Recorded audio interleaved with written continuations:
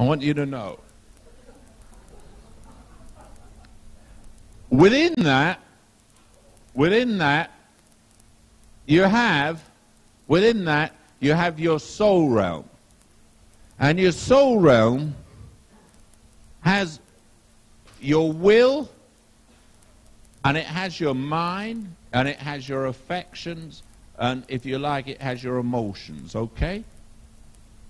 And what you have to understand, they all operate in there. And right inside of that, you have your spirit. Now, your spirit's right at the center of your being. Now, strangely enough, the only thing that can ever be in contact with God, and the only way you can ever make contact with God, is through your spirit, right inside. And this is your flesh, okay? That's your flesh on the outside. Now, if you want to try it, pinch yourself, you'll find it's your flesh. But you can't get at your spirit. And the guardian to your spirit is through your will. There's nothing will ever function unless your will is activated. You can never get into the spirit. That's why when you come together and we begin to sing, you have to use your will. First of all, before you do anything, you've got to engage your will. Now, your spirit never gets involved. That's why sometimes I'll stop a song and say, well, are you thinking about what you're singing? And guide people, because your will has got to be involved with the words that you're singing. So your will takes your mind, and your spirit will then begin to function. And when your spirit functions, your affections and your emotions will then become involved. But you have to start with your will. And then your mind, you determine, I'm going to sing, and then you begin to set your mind on what the words are. And as you sing those words by an act of your will, your spirit becomes open, and then it will affect your affections, and then your emotions get involved. And always you need those four parts of your soul always functioning when you're going to worship God or when you're going to praise God.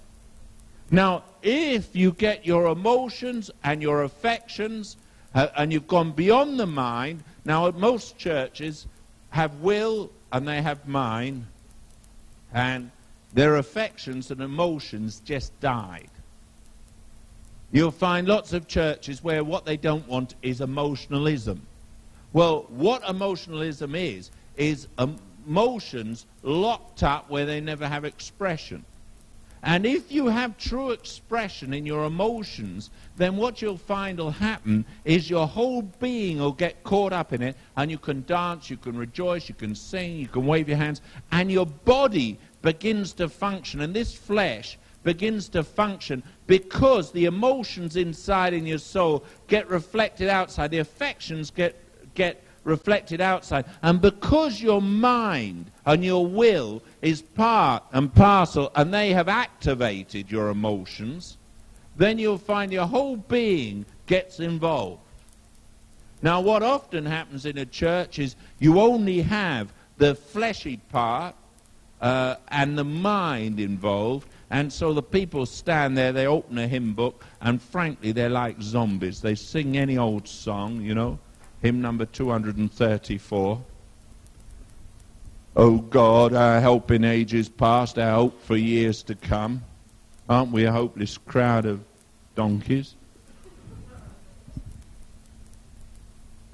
We splash about like seaside scum or something. Anyway, they sing any old song, and they wouldn't be able to tell you. If you stopped someone at the end of a verse and said, now what have you just sung? They wouldn't be able to tell you.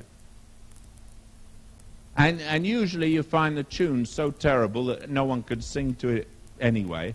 Now, what we have to understand is that our whole being, from our spirit out, has to be involved.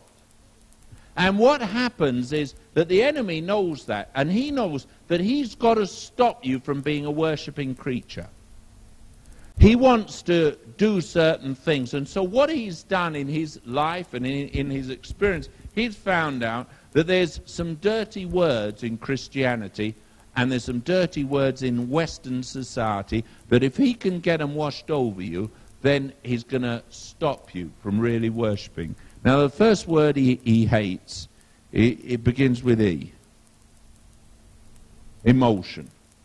Okay, so what he wants to do is, now, do you know what an emotion is? Who knows?